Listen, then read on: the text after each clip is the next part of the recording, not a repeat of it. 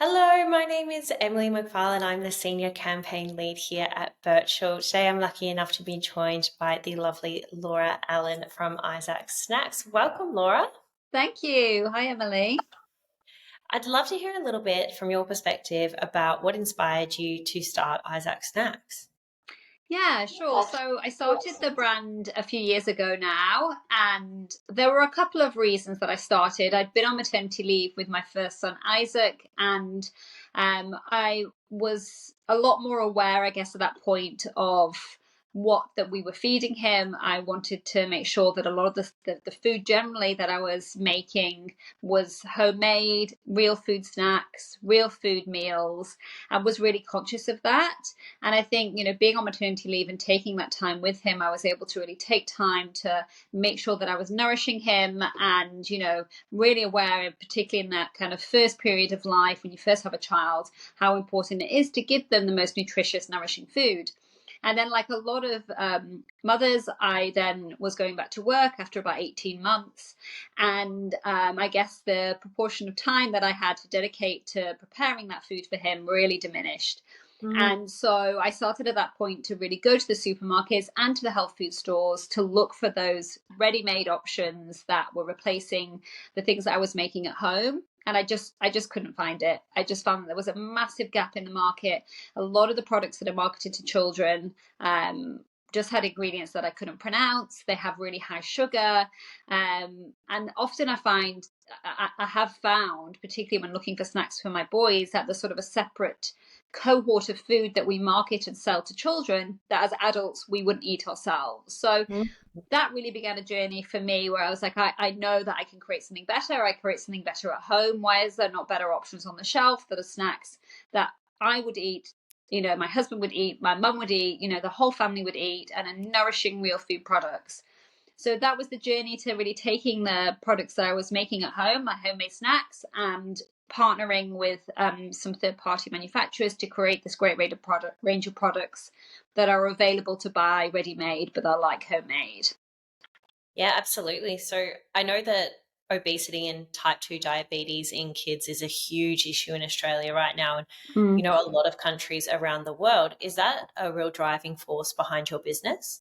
It is, and I'd say, sometimes it can be a bit overwhelming. Like I was filling up my car with petrol yesterday at the petrol station, and I have to say, like I walked into that petrol station. I don't know if you do the same, Emily, and I just was like, there is just so much garbage here. And I was with my youngest boy, and he was just grabbing everything, and he wanted the sweets and he wanted the ice cream, and it was just, it sometimes can be a little overwhelming, I think, sometimes what that kind of category of snacks looks like, because these products are, they're made to be marketed to children, and they're made often to be highly addictive, really high levels of sugar. And what we're doing is we're changing the palate of our children, by giving them, and I do believe it's about balance. My Mm. boys do have ice cream and things sometimes, but by constantly bombarding our children with these really high sugar snacks, we are changing their palate. So then they are demanding these really high sugar treats, and we're setting these eating habits from the start, and we're seeing that this bombardment of these, really unhealthy products at a very low price are, setting these eating habits in children from the start that are then, causing issues around obesity in later life. And then, the counter to that is actually a lot of children are also they're malnourished as well, because that they're not nourishing them these products. So we actually have two issues of the malnourishment with the snacks now, and then also those bad eating habits that are leading to obesity at a later stage. So we are obviously a small fish within that pond, but I feel like it needs to be brands like Isaac Snacks which are starting to change the category and say these products that are being sold and marketed to children are not, it's not good enough. What are the long-term side effects, do you think, from kids eating highly processed, high calorie, high sugar foods? Yeah, I mean, I think there's a range of issues. I mean, I think the immediate ones are really around, obviously causes around behavioral issues. I think that kind of high sugar, that kind of that lack of energy that it's giving them, I think that is causing immediate issues. I think, there's also issues around gut health as well. That lack of kind of real food product that we're putting into our children's bodies are also, they're affecting their gut. And like I said, I think the biggest issues are really around those eating habits and setting those patterns around the behaviors that we want them to be showing throughout life, and how important the choices that we as parents are making for them now, how important that is through their whole lives. So I think that's probably the biggest issue. Yeah, and then obviously their gut microbiome is disturbed at that time, which can lead to, it's not just physical health problems, it's mental health problems. For sure. Your gut microbiome is really related to your mental health, your mood. It regulates such things. So you're going to end up with a bunch of unhappy kids, essentially. I totally agree. And I think we've sort of, as generally as a population, as a generation, I think we've been a little bit ignorant of the effects of food on, our gut, on mental health, all the links that it has. And I think more and more there is becoming more awareness around longevity as well, how long we're all living for, issues in later life, Alzheimer's even, all these knock-on effects that, we know that poor diet is having. We all want to be living longer. We all want to be stronger. We all want to be healthier. And I know it sounds crazy, but it does start, in those first 3 years of life that can have, studies have shown that those first three years of life can then have an impact on, how long somebody lives for, disease in later life. So we do need to, we need to kind of say like what we give our children now matters, and what we are giving them and what's on the market is not good enough in a lot of cases. Yeah, 100%. And obviously you've mentioned that going into a service station, you're able to find a bunch of products that are high in sugar. Where are Isaac Snacks currently stocked? Yes, good question. So yes, we're not in petrol stations at the moment or convenience. That's definitely something which we'd like to explore. And I think raising funds definitely allows us to look at different channels. Where we're selling now is Woolworths is our primary partner. So we're in 900 Woolworths stores. So that's just over 80% of stores. So we're in pretty much all of the Woolworths stores, which is great, with 2 of our products. And we're looking to partner with them to roll out even more products. And then we're also available in some independent grocers and health food stores as well. And we have a full stockist list on our website. But, I want this brand to be as accessible as, Tiny Ted is or whatever. I want, for us to be able to see a good option like Isaac Snacks on as many shelves as possible, to give parents the choice, to make a healthy product on the go. Because we've all been in a petrol station, or we've all been in a soft play centre, or, service station, wherever it may be. And all we want is just for either ourselves or our child, we want just a great on-the-go snack that's full of, nutritious foods. It's not full of sugar. It's not full of rubbish. It's not been sat on the shelf gathering dust for the last 3 years. And, it's just not as available as it should be. So, we are really on a mission to change that. Totally. And I think that that's what a lot of people can take away from your capital raise right now, is that, investing in a company like Isaac Snacks gives it the ability to then be stocked in more venues and more stores across the country and beyond that even, Yes. Oh, absolutely. That is the main reason for our raise at the moment. So I've bootstrapped the business to date, which is, it's been a journey. It really has. And I think, going into the biggest, supermarket chain in Australia now has changed things for us in terms of profile. So we're obviously, our profile is now out there with other retailers. And so in order, the appetite for the brand has changed and also online as well. Our direct to consumer is still very, very small. So, it's really changed the game going into Woolworths, and having a partnership with them who they believe in our brand, and they also very much believe in the fact that particularly the lunchbox, healthy lunchbox landscape needs to change. There needs to be better options, and we're a key partner within that. And we want to expand out. We want to, from this platform of bringing more, there's so many other avenues of growth for us. And that will be the main part of this raise, really, is to extend out to other channels, increase the profitability of the business and just keep scaling from here. So we're just the beginning. Incredible. So I know that the ingredients are a really important element of your products. Where do you source them from? Yes, good question. Yes. So our ingredients are largely, we try to keep it all within Australia as much as possible. So everything is manufactured here, all our packaging, everything. Where we can, we always source our ingredients from here, from Australia, so largely here. And yeah, I mean, that has always been really important to me, the sort of like minimal ingredients, because I think where it really started for me was I just spent so long just looking at the back of the packs in the supermarket, and I just was like, I don't know what these ingredients are. I don't understand what the numbers mean. I don't know why has it got a coloring in it. Even now I buy products, I'm like, why has this got coloring in it? I don't understand. So I think having real transparency around the ingredients, and so for me, it's about transparency, and it's about trust. So parents know when they buy Isaac Snacks, buy any Isaac Snacks products, they know that what they're getting is real food. There's never any artificial ingredients, no preservatives, no colors, no nasties in there. And I think that trust is so important. It's absolutely fundamental to the brand.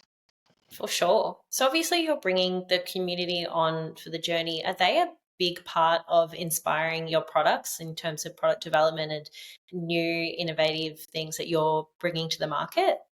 Yes, for sure. And I have to say, like, the Birchal campaign has been, it's been an amazing journey the last few weeks, because I've been able to speak to just so many people who absolutely love the products and love the brand. And I think, that really makes it all worthwhile, seeing that because you start this journey thinking that there's a need and validating that there's a need, but then to actually hear it from customers who are saying, I only buy your snacks now. My daughter and my son, they just want them all the time, and so to know that you're actually supporting that parent in their journey to nourish their child and give their child the best chance possible, it has been amazing.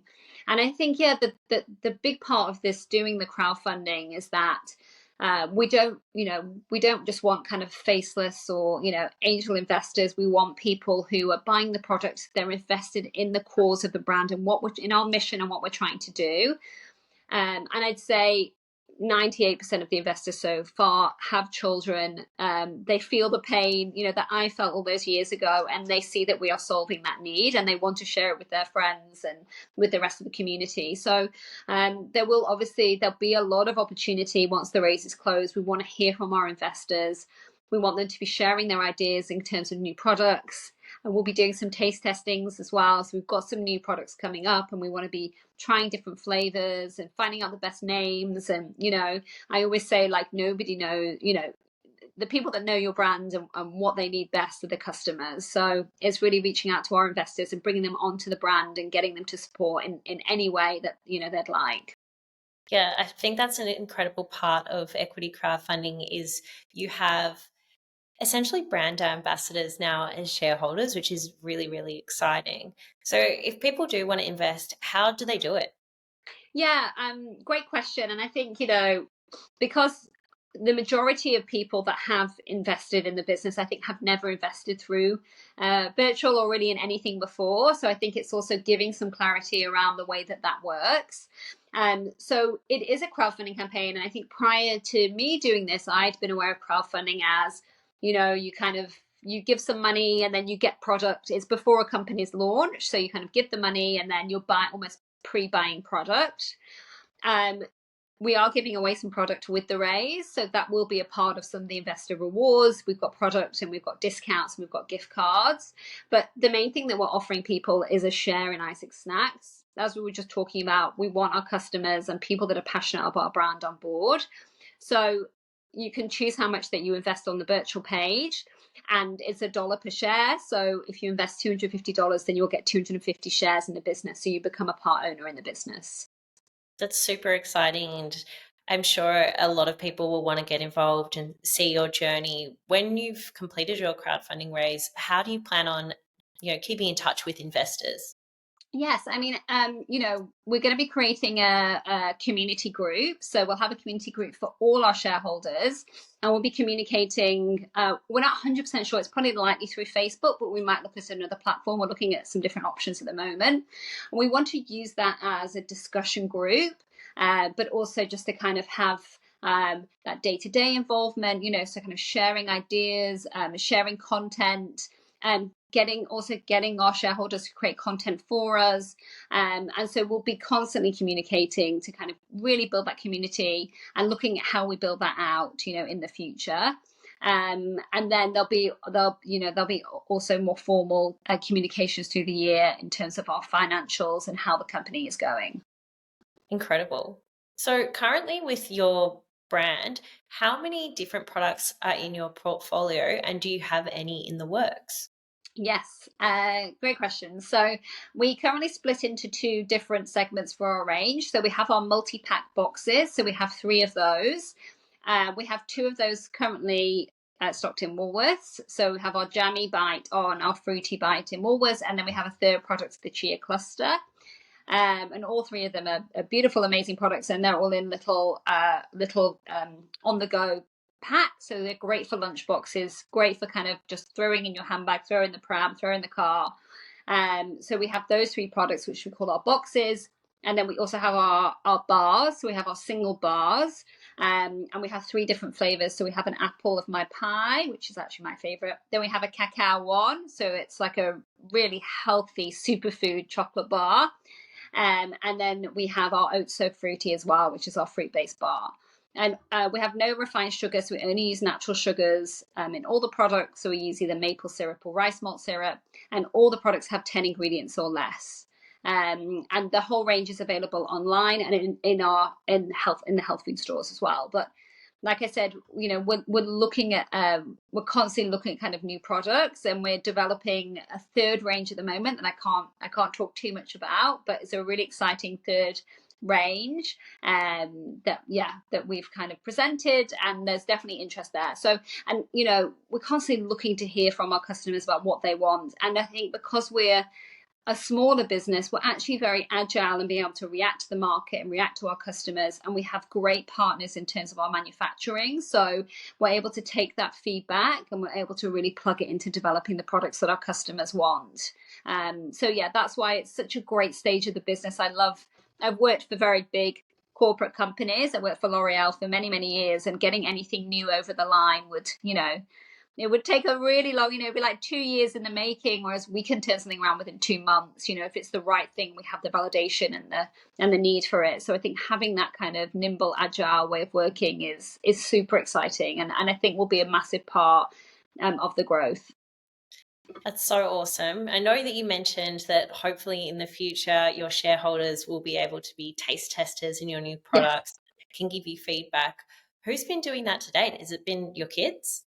So we actually have done some taste testing through our customers. So we've done that before, where we've kind of reached out and we have done testing. We've done it through Facebook groups as well. So we've done quite a lot of customer research, and I think that's really, really important as well, to do that, to make sure that you're testing the products and seeing what people like. My boys do love the product, so we have a cupboard here where they just constantly going in and grabbing what they want, and then obviously sharing with friends and family as well. So that's, I think just having that constant kind of feedback loop of the products and what people are thinking of them is really important. But yes, we've been doing we have also been doing some kind of customer and Facebook where we've been sending products out, and it's great to kind of get that feedback. Brilliant. So this is a personal question for you. As a business founder, what has been your proudest moment to date? Yes, I think probably getting into Woolworths was probably the proudest moment, and I think we all go through life in this very sort of fast-paced way of just moving on from one thing to the other, and I think I've gone through life a bit like that, just kind of achieving things and moving from one thing to the other and just kind of pushing forward. And I think especially when you have kids, you get into this, like, you're just kind of pushing forward. But I think that moment of getting into Woolworths was like, that was for me a goal that I'd set and I knew was possible, and took a huge amount of grit and determination and belief. I think a belief in the product and the brand, and what you know what we've created being, really valid and needed in the market, and, holding on to that belief and driving it forward, and then having that result of it being ranged, and particularly being ranged in so many stores. It's really unusual to get first ranging within 900 stores. Usually they sort of, they either test it online, or sometimes you get in like sort of 200 stores, but to get that full distribution, that's probably, within this journey, in fact, within my professional career, I think one of the proudest moments. And I think I'll always hold that, no matter what comes from here. I'll always remember that moment. I remember where I was, and when I kind of got the call from the buyer, and I still feel so proud. I went to the Woolworths head office last week, and it's such a proud moment to be there, with this brand that I started in my kitchen in Melbourne, and packing into these brown paper bags, and taking them to stores on the weekend. And, it's still so proud then sitting in Woolworths head office with new products that we've created and presenting them.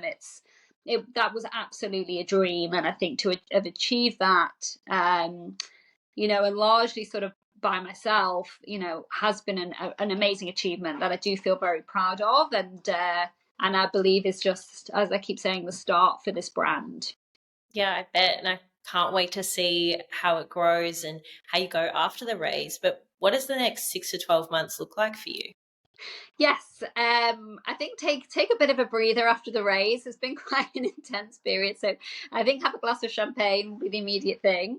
I think we have some amazing people now who are invested in the brand, and I think taking a bit of a step back now that we've raised some funds for the business, and really looking at the strategic building blocks towards the next stage of growth.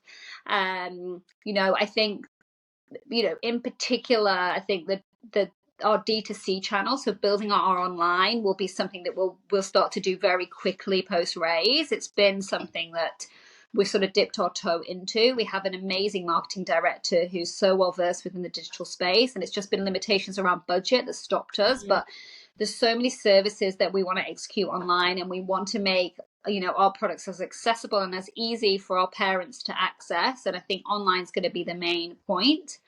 And then I think, secondary to that is really looking at the expansion of channels and where we start to roll out to from here. So Woolworths has really been the focus for us the last 6 months, and quite rightly, it was a huge launch. And, that partnership will obviously be a key priority of the next, couple of years. But I think it's really looking at what are the channels now are the most suitable for Isaac Snacks, and are going to give it the profile that it needs, and where we want to invest our resource. So I think it's really taking that step back and looking at exactly where we want to roll out to, and then executing that pretty quickly. Yeah, we're ready to go. Brilliant. It sounds so exciting. And I just want to thank you so much for spending the time with me. I'm really excited to see how everything goes for you and see what it's like having your new shareholders on board. Oh, wonderful. Thank you so much, Emily. And thank you to the Birchal team as well for all the support. It's been an amazing journey. My pleasure. I'll chat with you soon. Thanks. Thank you.